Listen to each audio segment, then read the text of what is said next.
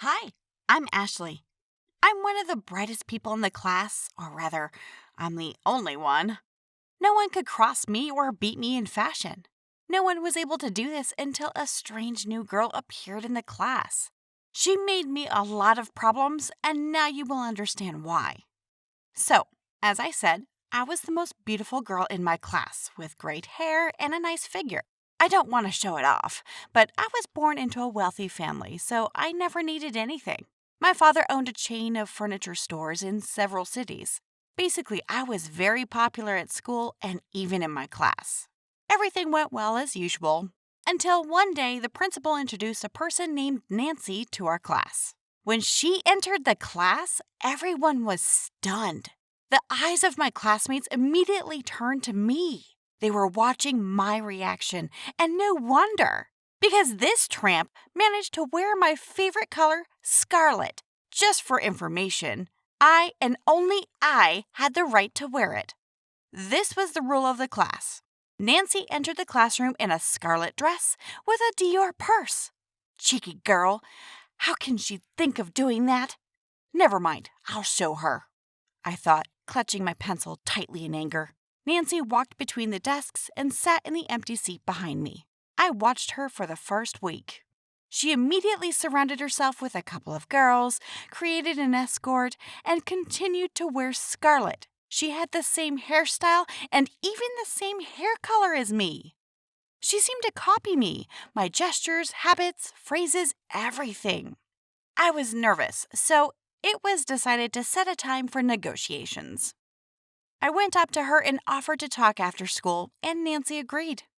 Despite her arrogance, it seemed to me that she wasn't who she said she was. There was something strange about her, and for some reason I was drawn to watch her, to see how she lived. But first, the conversation. As agreed, we met after school in the backyard of the school.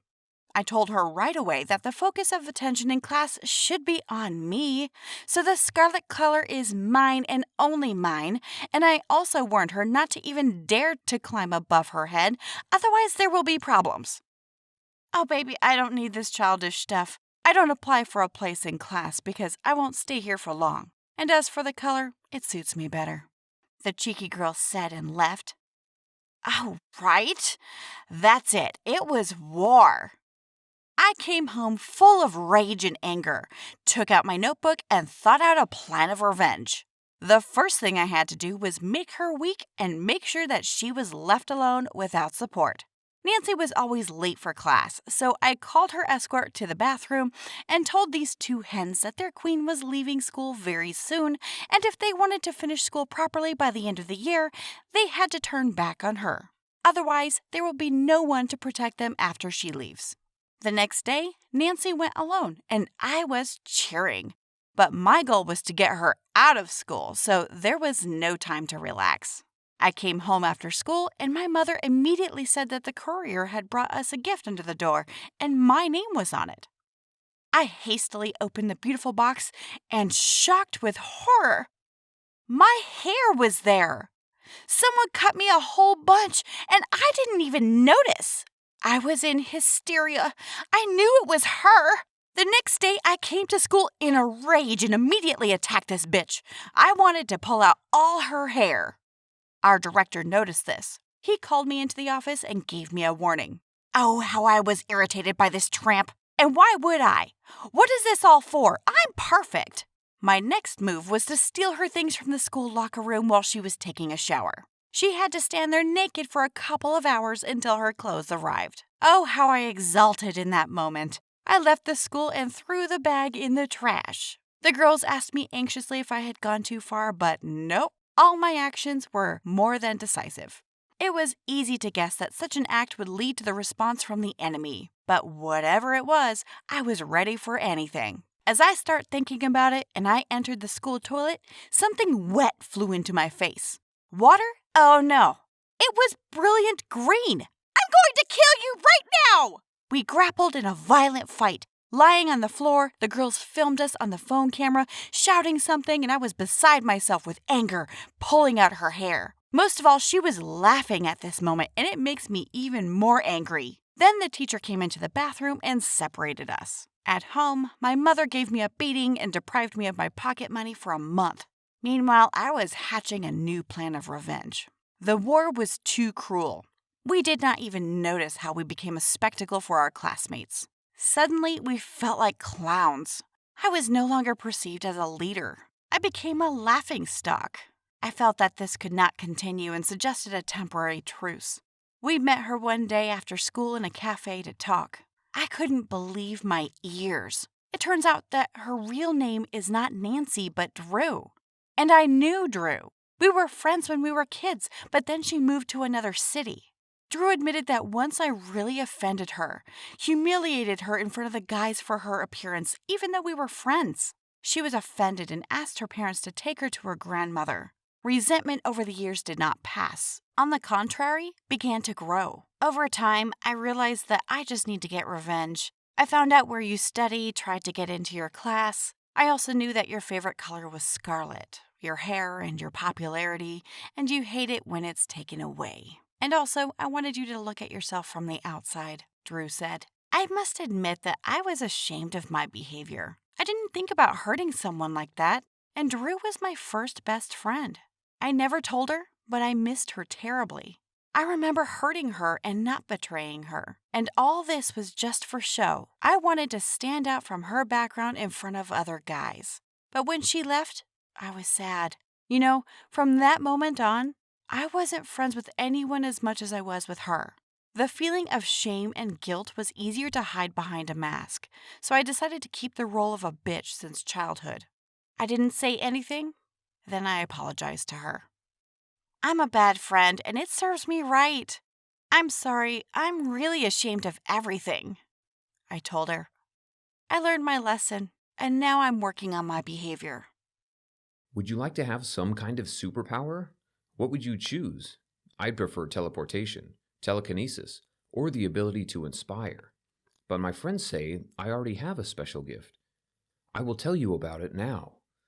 According to my mother's story, the day I was born was crazy weather. Rain turned to snow, snow to rain, then suddenly sunshine.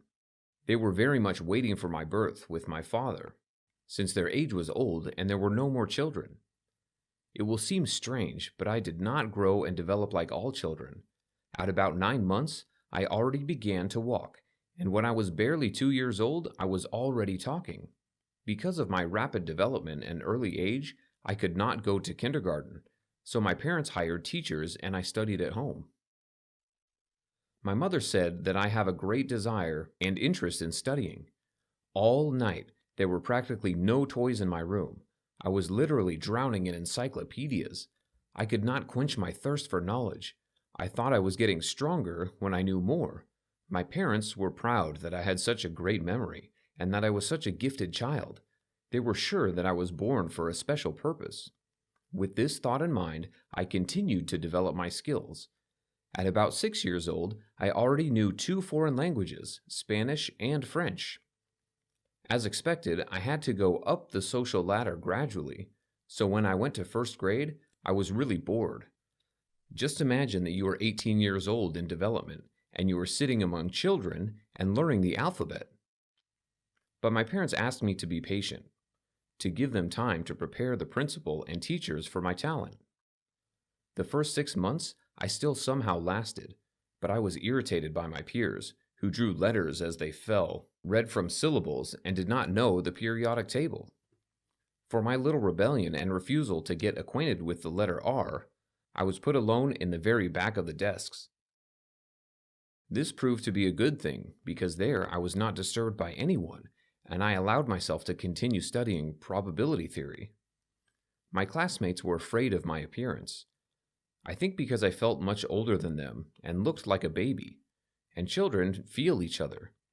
I managed to pretend to be normal, but over time, my acting skills began to fail. Okay, I admit, I did it on purpose. Our teacher, Miss Gandhi, was a nice girl, quite erudite, correct, and very attractive to look at. I told you I was only a child on the outside. I can already evaluate women's beauty. So once, in one of the lessons, she gave us a task. She was preparing for some courses in mathematics. Miss Gandhi tried to multiply, divide, add up large numbers in her mind. 123 times 634, you get 77,981. 2, I said. What? Will be 77,982. The teacher looked questioningly at the classroom door, but there was no one else there. First, she checked everything on the calculator, then looked at the class. Everyone was busy with her task. Everyone except me. She asked if I had spoken to her. Well, I did not miss the opportunity to have a dialogue with her. I told her that I am actually a little different. My teacher was thrilled. She admired my talent for 10 minutes. And then she imagined telling the principal about me and me bringing the school gold medals in intellectual competitions. When I came home after school, my parents were furious. They didn't like the idea of me acting on my own. They considered my gift exceptional, and they were afraid that it might cost us dearly, that others may begin to think that I was abnormal. In short, they chose silence, like I'm some kind of mutant. I told them they promised to train teachers, but they never did, and I was tired of sitting here like this.